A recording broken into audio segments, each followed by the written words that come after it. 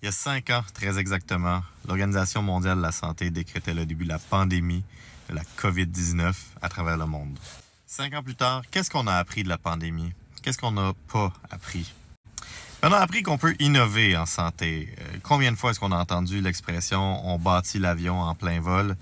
Il s'est passé beaucoup de choses dans les hôpitaux, dans les cliniques, réaménager des unités, faire en sorte que du jour au lendemain, il y avait des nouveaux lits qui étaient ouverts pour être capable d'accommoder des patients. Donc, on soupçonnait la contagiosité, mais qu'on n'avait pas encore totalement compris le mode de transmission de cette maladie-là et donc la crainte sur la propagation et la contagion dans l'hôpital et à travers la société.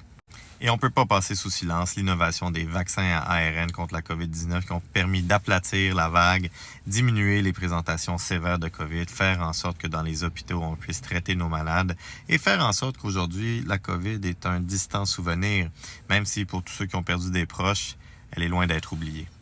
On a appris qu'on était des héros, les travailleurs de la santé, mais on a aussi appris qu'on pouvait être rapidement oublié.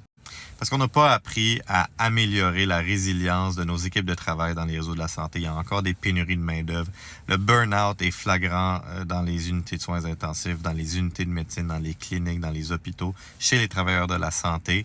Beaucoup sont affectés par des blessures morales, des choses qu'elles ont ils ou elles ont vécu, des traumatismes, ils les hanteront pour toujours et duquel on a encore de la misère à se relever. On a appris qu'on n'était peut-être pas si bon que ça pour communiquer aussi ce qui se passait dans les hôpitaux à la population. La santé publique était incroyable.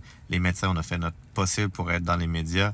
Mais la réalité, c'est que pendant longtemps, ou surtout au début, on a craint de permettre aux journalistes de rentrer dans les hôpitaux, aux caméras de venir dans les unités de soins intensifs. Puis avec raison, on voulait pas que ces gens-là attrapent la COVID et décèdent. Mais ça a fait en sorte qu'il y avait beaucoup de scepticisme dans la société. Puis il y a encore, à travers le monde, pas juste au Québec, cette espèce justement, de méfiance envers les travailleurs de la santé, envers la science, qui mène aux dérives qu'on voit aujourd'hui, puis aux complots qui existent encore.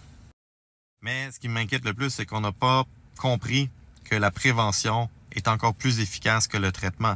On parlait tellement de ventilation à la COVID qui se propageait à travers les aérosols. On a mis des masques, on a mis des N95, mais nos immeubles sont-ils mieux aérés, sont-ils mieux ventilés pour prévenir la prochaine pandémie? Je pense pas. Est-ce qu'on a appris à investir en santé publique pour éviter que les gens tombent malades? Je pense pas. Fait que 5 ans plus tard, on a appris qu'on avait une bonne capacité pour s'adapter, mais on a aussi montré qu'on oubliait vite. Fait que la vraie question, c'est est-ce qu'on va être prêt pour la prochaine pandémie? Et toi, qu'est-ce que tu penses qu'on a appris de la pandémie?